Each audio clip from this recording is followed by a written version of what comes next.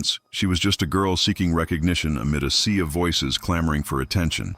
Her small gestures and quiet pleas often drowned out by the noise of a world obsessed with noise itself.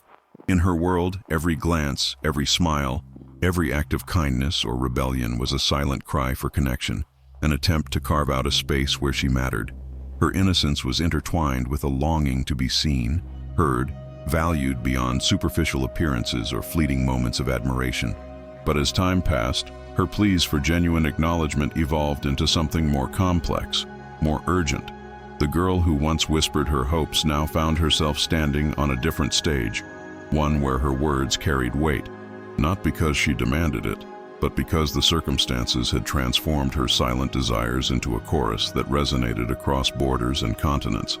Meanwhile, far beyond her small world, that same voice, originally a whisper, began to echo through the digital corridors of social media, where every post, every comment, and every shared story was a potential lifeline or a plea for understanding.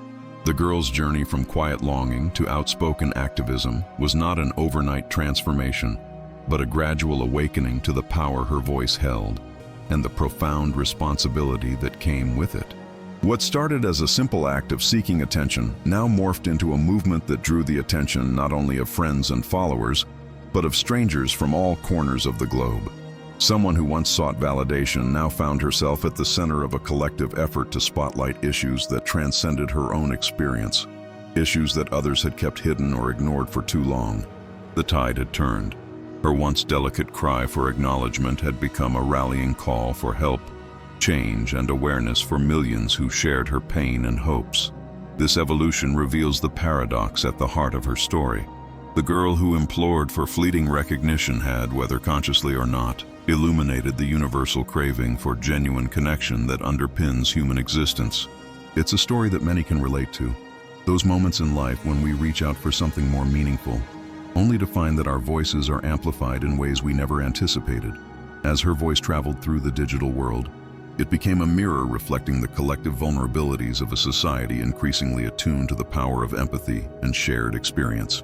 Yet, it also exposed the darker side of this interconnectedness, the superficiality, the spectacle, and the often transactional nature of attention in a world obsessed with likes, shares, and virtual applause.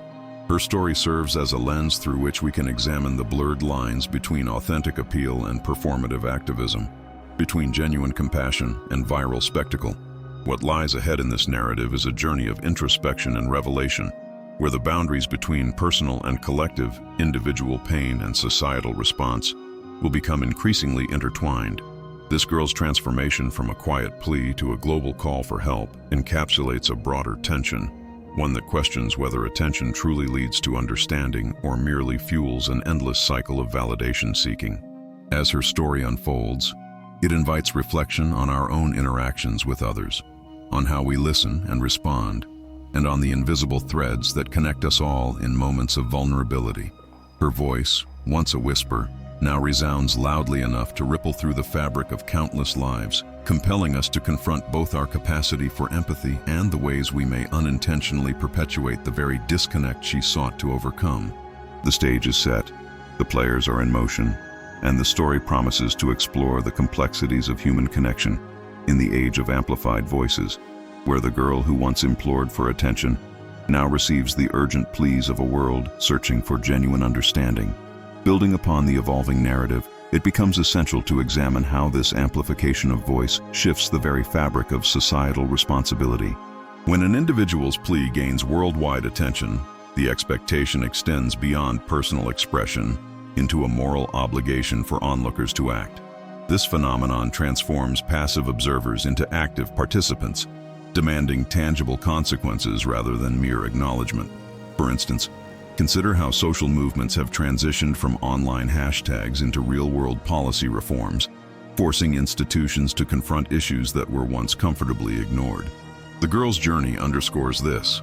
Her initial call for help becomes a catalyst for collective action, compelling communities and organizations to reconfigure their roles from bystanders to agents of change.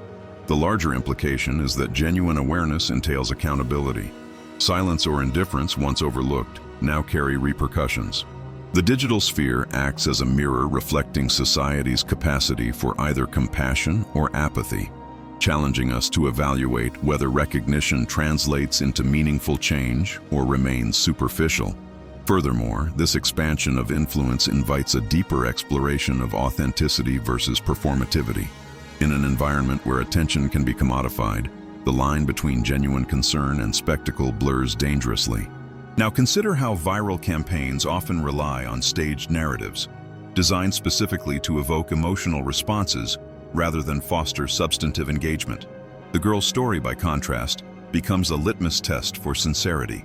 When her voice reaches global audiences, it demands introspection about our motives. Are we truly moved by her plight, or are we merely captivated by the spectacle of her vulnerability? This question invites a nuanced perspective. Authentic activism requires consistency and structural change rather than fleeting moments of viral outrage. It challenges us to scrutinize whether our collective engagement sustains progress or merely feeds a cycle of transient attention. Another crucial layer involves the psychological effects of this heightened exposure. As visibility increases, so do the pressures to conform to certain narratives or emotional expectations. The girl, once a private individual, now faces an audience craving clarity, catharsis, and proof of her suffering. The weight of this scrutiny can lead to a paradoxical situation. Amplified voice can create a sense of power, yet simultaneously induce vulnerability, anxiety, or even exhaustion. Think of it as standing on a stage illuminated by a floodlight. While the spotlight offers recognition, it also strips away privacy and leaves the performer exposed. Now, reflect on how this impacts not only her mental health but also the authenticity of her message. When every word is dissected and scrutinized under the magnifying glass of global attention, the risk arises that her narrative becomes sanitized or shaped to meet external expectations rather than reflect her true experience. This tension underscores the importance of safeguarding individual agency amidst collective awareness. Additionally, the broad reach of her voice demonstrates how interconnected societal issues can be reframed through personal stories. Her trajectory from personal cry to worldwide rally underscores the power of storytelling in transforming abstract problems into tangible realities. It illustrates how specific narratives serve as entry points for broader systemic conversations, ranging from mental health to social inequality, and from human rights to climate justice. When one person's voice sparks a chorus, it brews a collective consciousness that transcends geographic and cultural boundaries. Now, consider how this approach empowers marginalized voices by providing a platform to articulate their struggles in ways that resonate universally. The ripple effect propagates not only awareness, but also solidarity, inspiring diverse communities to see their own challenges reflected in others' stories. In effect, the girl's experience exemplifies storytelling's potential to bridge gaps, foster empathy, and mobilize action on a global scale. Finally, it's worth contemplating how this phenomenon reshapes notions of individual agency in an increasingly interconnected world. Her rise from silent plea to international figure exemplifies a profound shift, the potential for personal stories to ignite collective movements. It prompts us to ask, in what ways do we harness our own voices to influence the broader narrative? When we recognize that even small acts, sharing a personal experience, raising awareness, holding conversations, can ripple outward, it fundamentally alters our understanding of empowerment. It suggests that authenticity and vulnerability can be formidable tools, capable of challenging entrenched systems and inspiring movements that stretch well beyond initial intentions. As her story continues to unfold, it invites us to consider how we might leverage our own stories, not merely for self-expression, but as catalysts for authentic change, anchoring each individual's voice firmly in the ongoing construction of a more conscious, compassionate society. Building upon this, it becomes evident that the acceleration of visibility transforms the notion of influence into a form of digital currency, an asset that can be traded, manipulated, or exploited. When a personal story attains international recognition, it often becomes a tool for shaping public discourse, sometimes stripping away its original context to serve external agendas. For example, organizations or campaigns might leverage her vulnerability to garner donations or political support, trading authenticity for strategic gain. In this environment, the very act of sharing a raw, heartfelt experience can be co-opted, degrading its sincerity and reducing it to a symbol rather than a lived reality. Now consider how this digital commodification impacts not just individual narratives, but the collective fabric of societal trust. When stories are repurposed for ulterior motives, skepticism sprouts, undermining genuine efforts to foster understanding. This phenomenon carves a path where the line blurs between activism rooted in true conviction and performative gestures aimed solely at garnering attention. Furthermore, the escalation of her voice's reach invites scrutiny into the ethics surrounding privacy and consent. As her story spreads beyond her control, questions arise about how much personal information should be permissible to disclose publicly. The boundaries between vulnerability and exposure become porous, often dictated by societal expectations or media narratives. Now, visualize how an individual, initially motivated by authentic need, may inadvertently become a perpetual exhibit, with their most intimate moments dissected and commodified for mass consumption. The constant demand for updates or proof of suffering can create a sense of dehumanization, transforming a person into a symbol or a case study rather than a complete human being with multidimensional experiences. This scenario underscores a pressing concern. How do we respect personal sovereignty in an age where every detail can be amplified, edited, and reshaped at will? Another intricate facet is the impact of this phenomenon on societal empathy itself. While the increased attention might seem to cultivate compassion, it also risks creating empathy as a transient, surface-level emotion. When emotional responses are driven primarily by shock value or sensationalism, they often lack the depth necessary for tangible change. Now, think about how many individuals, overwhelmed by a deluge of stories, develop compassion fatigue, a kind of emotional exhaustion that diminishes their capacity to respond meaningfully over time. This fatigue can cause a disconnection between awareness and sustained action. The danger lies in framing empathy as a fleeting sentiment rather than a persistent commitment, which dilutes the transformative potential of collective concern. As a result, attention becomes a fleeting currency, susceptible to depreciation just as quickly as it was accrued, leaving communities with a hollow sense of engagement rather than constructive support. In addition, the rapid spread of her story prompts reflection on how new technologies shape perspectives on victimhood and advocacy. The immediacy of viral dissemination often accelerates the normalization of trauma, potentially trivializing severe struggles by turning them into shared content rather than genuine issues requiring action. When stories go viral within hours, they risk becoming stories for entertainment, short-lived narratives that fade into the background, replaced by newer sensations. Consequently, this environment fosters a mindset where urgency becomes ephemeral and advocacy efforts are reduced to hashtags rather than sustained initiatives. Now, imagine how this digital instant gratification impacts societal patience and resilience. People become accustomed to quick fixes, expecting immediate results without considering long-term commitments. The proliferation of such behavior can gravely undermine efforts to address systemic problems that require persistent, patient engagement rather than fleeting attention. Finally, an often overlooked dimension involves the psychological toll this amplification exerts on the individual at the center of these narratives. Her repeated exposure to global scrutiny can lead to feelings of alienation, as her personal space diminishes and her story is continually reshaped by external voices. The phenomenon resembles being trapped inside a glass box, where each reflection distorts her genuine self with layers of interpretation dictated by outside observers. Yet, the internal landscape becomes a battleground, balancing the desire to share authentically with the instinct to reclaim control over her narrative. Now, reflect on how this internal conflict mirrors broader societal tensions, the push and pull between community engagement and individual sovereignty. For her, the challenge lies in maintaining her sense of identity amid the relentless waves of attention, while society must grapple with the ethics of turning personal suffering into a shared commodity. This dynamic highlights the importance of safeguarding personal integrity, even as stories disseminate widely, reminding us that behind every headline or viral moment, there is a human being navigating the complex terrain of visibility and vulnerability. Building on this, it's essential to recognize that the flood of attention can create an almost intoxicating sense of borrowed power that distorts the individual's perception of control.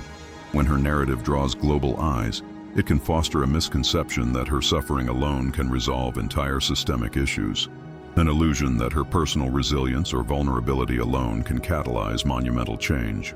As her story gains momentum, she might begin to interpret her role solely as a symbol of resistance, sometimes at the expense of her authentic self. This can lead her to adopt behaviors aligned more with societal expectations than with her own truths, slipping into what might be called performative authenticity. The danger here is that she or anyone in her position might inadvertently become a puppet whose strings are pulled by external demands for emotional spectacle rather than inner conviction. This phenomenon underscores how recognition, when unanchored in genuine agency, risks turning one's voice into a stage rather than a platform for real dialogue. Furthermore, the amplification of her experience often brings unintended consequences for her mental landscape. With millions holding her story in their minds, her sense of personal boundaries becomes fragile. Every comment, share, or comment may evoke a mixture of hope and anxiety, blurring the line between vulnerability and exposure. Now consider how the persistence of this public gaze might erode her sense of privacy, transforming her private memories into permanent commodities held in the collective consciousness. The sensation resembles standing under a relentless spotlight in a vast theater, where the slightest misstep or moment of doubt is magnified and scrutinized beyond her control. This ongoing pressure can generate feelings of relentless scrutiny, fostering suspicion about even the most sincere expressions. The consequence is a complex emotional landscape where her authenticity becomes compromised, not by her intentions, but by the weight of external expectations that threaten to distort her self-perception. Beyond her personal experience, this phenomenon influences societal perceptions of vulnerability itself.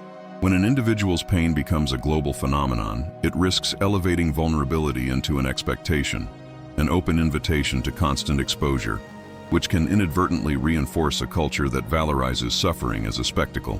Now, imagine how this creates a feedback loop. Stories of hardship become akin to currency, tokens that society trades for sympathy, attention, or validation. In such a climate, genuine resilience may be overshadowed by performative displays of strength, and authentic struggles are often overshadowed by curated narratives designed to appeal aesthetically or emotionally.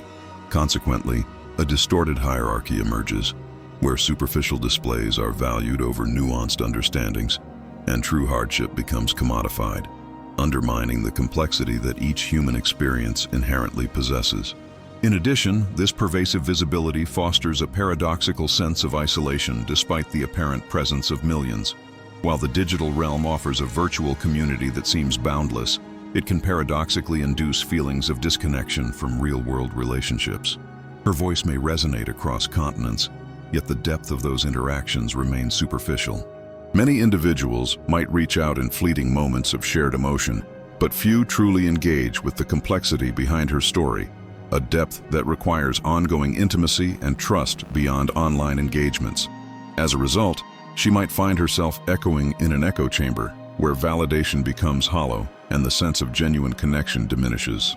This phenomenon can deepen her sense of loneliness, as the recognition she receives does not necessarily translate into meaningful understanding or emotional support. The disparity between virtual applause and authentic intimacy reveals a disconcerting gap, one that underscores how rapid dissemination does not inherently lead to true empathy or relational depth. Finally, the transformation of her narrative into a widespread phenomenon significantly impacts how society approaches the concept of advocacy. When one story becomes emblematic of larger issues, it carries the risk of simplifying complex problems into digestible sound bites. Now, imagine how policymakers or organizations might leverage such stories to craft quick, emotionally charged responses rather than substantive long-term solutions. This tendency emphasizes immediate emotional engagement over structural change, which can ultimately stagnate progress. Recognizing this, individuals facing similar struggles may feel emboldened to share their own stories, yet struggle to find catalysts capable of translating these narratives into sustained action. As her story becomes a symbol, it may inspire many, but also risk diluting the nuanced understanding necessary to address the underlying causes. Therefore, her experience exemplifies the tension between harnessing personal vulnerability as a weapon for change and ensuring that this vulnerability directs attention toward meaningful, systemic transformation rather than fleeting spectacle. When her story gains widespread attention, a subtle transformation begins to subtly reframe how society perceives the act of sharing vulnerability. Instead of viewing openness as an act rooted in trust and personal agency, it risks morphing into a performative obligation, a social currency that demands continual display to maintain relevance. Now consider how this pressure influences her sense of authenticity. Every new detail she shares might be scrutinized and amplified, not necessarily because it is true or meaningful, but because it serves the narrative's momentum. This dynamic can lead her to monitor her own expressions obsessively, crafting her communications to align with what is expected or most compelling to an audience. The line between genuine storytelling and calculated performance blurs, as external validation becomes the sole compass guiding her disclosures. In effect, her raw honesty, which once fueled her courage, may diminish under the weight of external expectations, transforming her into a character continuously performing her suffering rather than authentically living it. Furthermore, the mental toll becomes even more complex when her identity begins to feel fragmented between her real self and the persona that the world has constructed around her. As her story is repeatedly shared, analyzed, and repurposed, her internal sense of who she truly is, beyond the narrative, can become obscured. She may start questioning whether her feelings are genuinely her own or carefully curated responses that fit the mold of societal sympathy. This dissonance can lead to a profound alienation from her own emotions, where she perceives her identity as a series of personas molded to meet external demands. Imagine an artist whose brushstrokes have been dictated by critics' expectations, each stroke losing some of its personal significance, becoming a reflection of collective perceptions instead of individual truth.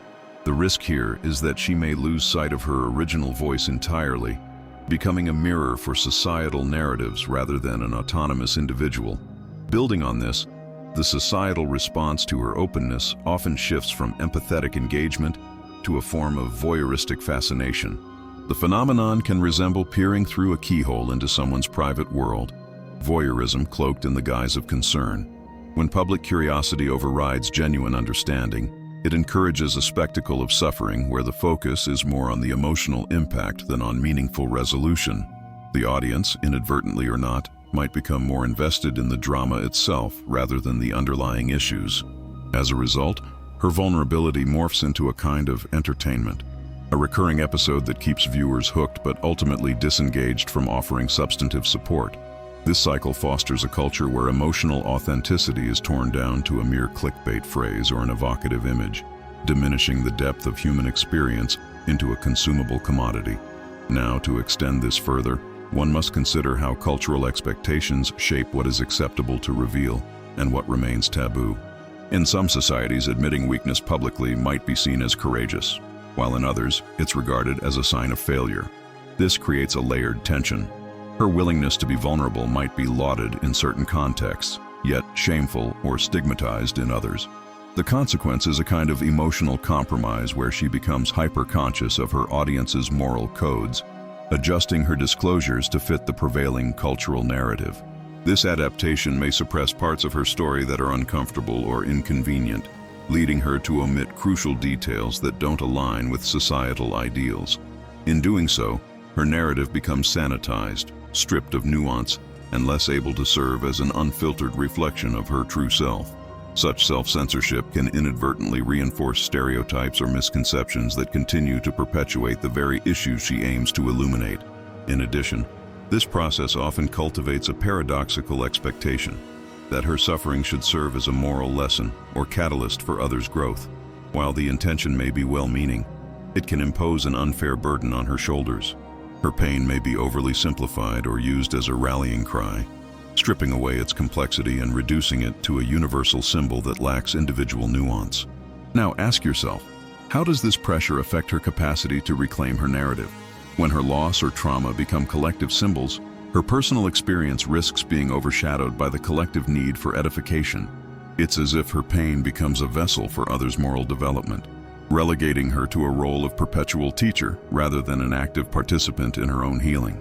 This dynamic can diminish her agency, forcing her into a mold where her suffering is primarily a tool for societal lessons.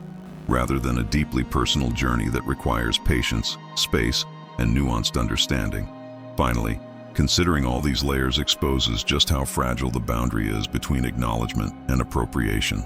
Her openness, intended to foster understanding and connection, can inadvertently foster exploitation, whether through commercial endeavors, media sensationalism, or social pressures to perform hardship.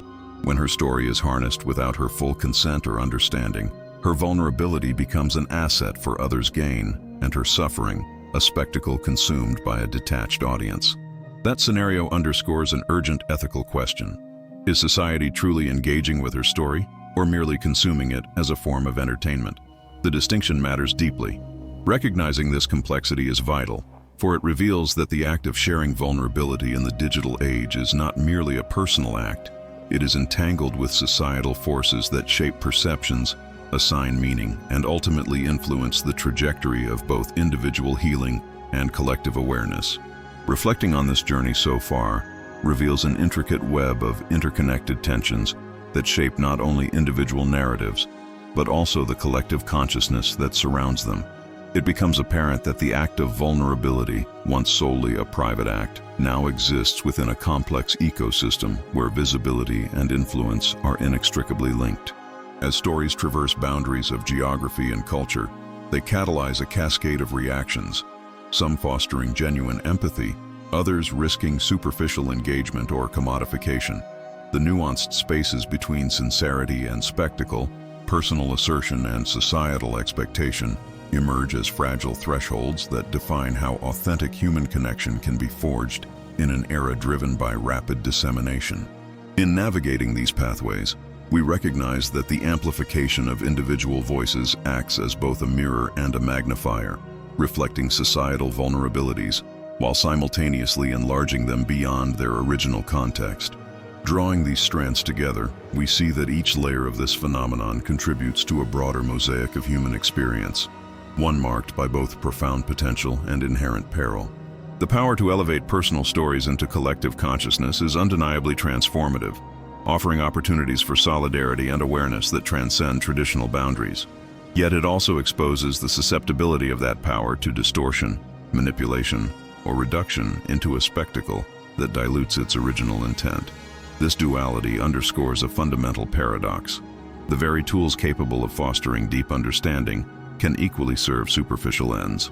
As we exist at this intersection, the challenge lies in discerning authentic engagement from performative impulse, recognizing that each act of sharing carries with it consequences that reverberate far beyond the initial moment. In light of these insights, the path forward becomes clearer. The landscape is a delicate tapestry in which individual threads, each voice, each story, must be woven with both courage and discernment. The collective journey demands a recognition of the power inherent in vulnerability, tempered by a commitment to preserving the integrity of that vulnerability amid the relentless churn of attention. It calls for cultivating an awareness that genuine connection does not arise solely from exposure, but from a respectful acknowledgement of complexity, dignity, and agency. As we pivot towards the final reflection, the image emerges of a vast arena where moments of courage and openness serve as seeds, each capable of blossoming into either enduring understanding or fleeting spectacle, depending on how they are nurtured and received. The challenge, then, is to become conscientious stewards of these seeds, fostering environments in which authenticity can thrive amidst the pressures of external expectations, and where voices are truly heard, not merely listened to in passing. This synthesis also hints at a vital underlying truth, that the boundaries of personal and societal are never static, but continually shaped and reshaped through our collective responses. Each story shared, each act of vulnerability, becomes a brushstroke on the larger canvas of cultural perception. The way we engage with these narratives ultimately determines whether they serve as catalysts for growth or as transient echoes that fade into the fabric of fleeting attention. Recognizing this, we are invited to consider the broader implications of our own participation, how we can contribute to sustaining the authenticity of stories without transforming them into commodities or tokens in a larger game of social currency. In essence, the future hinges on our capacity to see beyond the immediate spectacle, to appreciate the nuanced layers beneath individual expressions, and to foster spaces where genuine understanding can flourish amidst the noise. Only then can we truly honor the complexity of human vulnerability and its potential to spark meaningful change.